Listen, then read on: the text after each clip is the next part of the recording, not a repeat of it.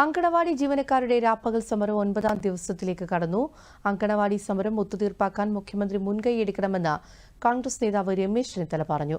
തിരുവനന്തപുരത്ത് സെക്രട്ടേറിയറ്റിന് മുന്നിൽ സമരപരിപാടികൾ ഉദ്ഘാടനം ചെയ്യുകയായിരുന്നു അദ്ദേഹം. അങ്കണവാടി ജീവനക്കാരുടെ പ്രതിനിധികളുമായി ചർച്ചയ്ക്ക് തയ്യാറാകണമെന്നും രമേശ് ചെന്നിത്തല ആവശ്യപ്പെട്ടു.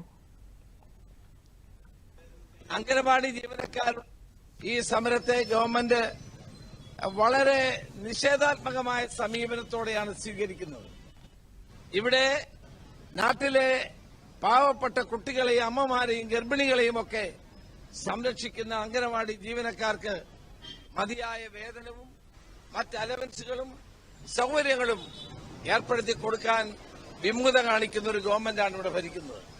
അതുകൊണ്ടാണ് ഇന്ന് ഈ സമരം 9ാം ദിവസവും തുടരുന്നത്. സമരം ചെയ്യുന്നവരോട് CPM-നും ഗവൺമെന്റിനും അലർജിയാണ്. സമരം ചെയ്യുന്നവരെ പുച്ഛിച്ചു തള്ളുന്നു. സമരത്തോട് ഇത്രയും വലിയ അലർജിയുള്ളൊരു